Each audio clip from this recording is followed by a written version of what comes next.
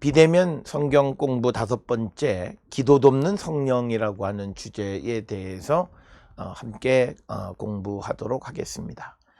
기도 돕는 성령이라고 하는 제목은 성령은 우리의 기도를 돕는다라고 하는 그런 이야기가 되겠습니다. 성령이 우리의 기도를 어떻게 돕느냐라고 하는 것에 대해서 이제 하나님의 말씀들을 근거로 해서 우리가 같이 생각해 보도록 하겠고, 그래서 성령이 우리의 기도를 돕는다면 우리는 반드시 성령 충만한 가운데에서 신앙생활을 하는 자가 되어야 한다라고 하는 그런 결론에 우리가 도달하게 됩니다. 우리가 기도의 정의를 어떻게 하느냐에 따라서 조금 다를 수 있지만, 우리가 먼저 기도라고 하는 것을 하나님과의 영적인 교제라고 정의를 한다면, 그래서 성령이 이 성령이 우리의 기도를 돕는다면, 그래서 성령은 결국은 하나님과의 소통을 돕는 것이고, 우리가 성령의 기본적인 역할은 뭐냐면 소통입니다. 우리가 사도행전 2장에 등장하는 방언도 저희 다양한 언어들끼리의 소통이 주된 중심 주제였다라고 하는 것을 우리가 잘 알 수 있듯이, 이처럼 성령이 소통하는 역할을 하게 되는 것이다. 그래서 성령이 우리의 기도를 도와서 하나님과의 소통을 돕는다라고 하는 것이 성령이 기도를 돕는다라고 하는 그 주제의 핵심적 내용이 되겠고, 이런 주장의 근거가 되어지는 성서적 근거를 몇 가지 살펴보면 로마서 8장 26절로 27절에 있는 말씀이 되겠습니다.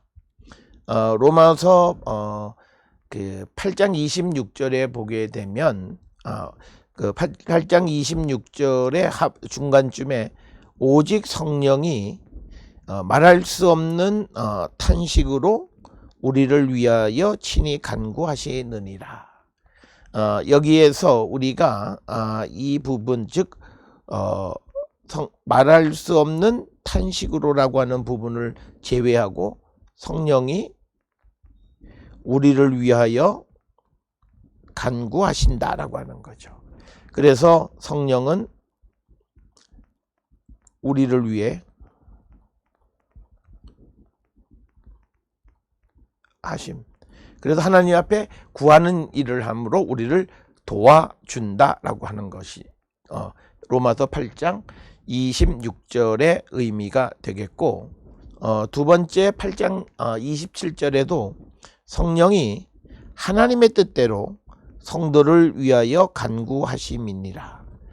여기에서 중요한 것은 뭐냐면, 성령이 하나님의 뜻대로 구한다라고 하는 것은 우리가 어떤 정욕을 위해서 구하는 그런 것이 아니라 오직 하나님의 뜻이 무엇인지를 깨닫고 그 뜻에 부합되는 기도를 할 수 있고, 그래서 그 기도는 하나님께 상달되어지고 응답받는 기도를 드릴 수 있는 근거가 하나님의 뜻대로 우리를 위해서 구하는 성령의 도우심이 있어야 한다라고 하는 그런 말씀이 되겠습니다. 자, 이제 구체적으로 우리에게 성령으로 기도하라라고 하는 몇 가지 성경 구절의 말씀을 살펴보도록 하겠습니다.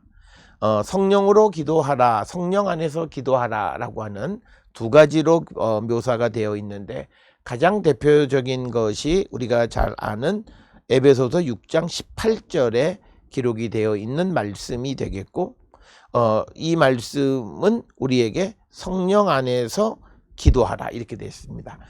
헬라어로는 엔 푸뉴마티 이렇게 되어 있습니다. 그래서 성령 안에서 기도하라라고 하는 것의 의미는 성령 충만한 가운데 기도하라라고 하는 그런 의미가 되겠고, 또 다른 의미는 이제 우리가 유다서 20절을 통해서 보면 알다시피 성령의 도우심으로 기도하라라고 하는 이런 의미를 가지고 있는 것이 에베소서 6장 18절. 그래서 우리가 성령의 도우심 없이 기도한다라고 하는 것은 매우 위험한 기도가 되어질 수 있고, 정욕을 위한 기도가 될 수 있고, 그래서 응답받지 못하는 기도가 되어질 수 있다라고 하는 것을 우리는 명심해야 되겠습니다. 두 번째 말씀은 우리가 잘 아는 유다서 20절에 있는 말씀이 되겠습니다. 유다서 20절에 거기에는 마찬가지로 성령으로 기도하고 이렇게 기록이 되어 있습니다. 그러나 우리가 앞에서 보았던 에베소서 6장 18절에도 엔 푸뉴마티 이렇게 되어 있고, 그 다음에 유다서 20절에도 헬라어로는 엔 푸뉴마티 똑같습니다. 단지 뒤에 푸뉴마티에 홀리라고 하는 하기오라고 하는 형용사가 첨가되어 있지만 그거를 제외해 놓으면 엔 푸뉴마티는 똑같아요. 그러니까 우리말 성경에서 엔 푸뉴마티를 성령으로 또는 성령 안에서 두 가지로 번역했다라고 하는 거예요. 그래서 에베소서에서는 성령 안에서, 유다서에서는 성령으로 이렇게 기록이 되어 있고, 그렇다면 성령 안에서라고 하는 말은 성령으로라고 하는 말과도 같은 맥락의 의미가 되는데, 특별히 공동번역 개정판에 보면 이 구절을 어떻게 번역했냐면 성령의 도우심을 받아 기도하십시오. 그러니까 성령 안에서 또는 성령으로 기도한다는 것, 즉 성령 안에서 그리고 성령으로 기도한다라고 하는 것은 성령의 도움을 받아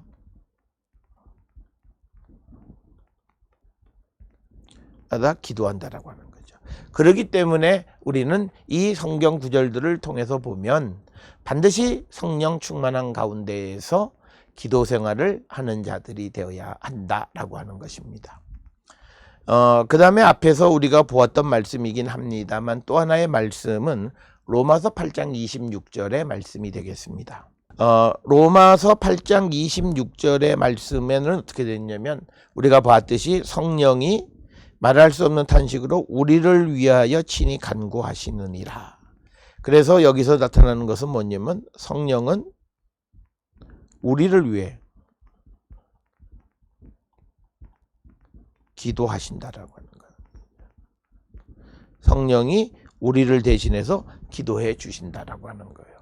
그렇기 때문에 우리는 성령 충만한 가운데 성령 안에서 믿음의 삶을 우리가 살아가는 자들이 되어야 한다라고 하는 그런 결론에 도달할 수가 있고, 만약 우리가 성령 안에서 기도하지 못한다면 어떤 결과가 벌어지는가라고 하는 것에 대해서 특별히 로마서 8장 27절에 성령이 하나님의 뜻대로 성도를 위해서 간구한다고 했는데 성령이 빠지면 하나님의 뜻도 빠지는 거죠. 그러니까 뭐냐면 내가 기도하면, 내 영이 기도하면 어떤 문제가 생기면 나를 위해서 간구하긴 해요. 그런데 그것이 하나님의 뜻이 아니라 내 뜻이 되어질 수가 있다. 그래서 우리는 항상 성령 충만한 가운데 성령 안에서 성령의 도우심 가운데 기도하는 자가 되어야 한다라고 하는 결론에 도달할 수 있습니다. 자, 그래서 오늘 우리가 찾아보는 몇 개의 성경 구절을 통해서, 그리고 왜 우리가 성령 충만한 자가 되어야 하는가라고 하는 그런 질문에 대해서 이제 결론을 내릴 수 있는 것은 성령은 첫째, 우리의 기도를 도와준다라고 하는 겁니다. 성령은 우리의 기도를 도와준다. 그리고 또 하나는 성령은 우리를 대신해서 기도해 준다라고 하는 거예요. 그래서 우리가 우리를 대신해서 기도해 줄 때는 하나님의 뜻대로 당연히 기도하는 것이고, 우리의 기도를 도와주는 것도 우리가 성령 안에서 하나님의 뜻대로 기도할 수 있게끔 해주고, 결국 기도가 하나님과 소통이라고 하는 차원이라면 성령은 우리와 하나님 사이의 소통을 돕는 것이다 라고 하는 것입니다. 그렇기 때문에 우리는 항상 기도할 때마다 성령 충만한 가운데에서 기도하는 자가 되어야 되고, 특별히 우리가 기도할 때에 내가 원하는 것을 막 하나님 앞에 구하는 그런 기도보다는 우리가 하나님의 도우심 속에서 성령께서 우리를 위해서 대신 간구해 주실 수 있도록 우리가 기도하고, 그 기도 속에서 우리가 하나님 앞에 구하는 자들이 되어야 한다라고 하는 것. 그래서 우리가 왜 성령 충만해야 하는가? 성령은 우리의 기도를 도와주시고 또 우리의 기도를 대신해 주시기 때문에 반드시 성령 충만한 가운데에 믿음의 삶을 사는 자들이 되어야 합니다. 다음 시간에 또 우리가 이어서 같이 말씀을 살펴보도록 하겠습니다.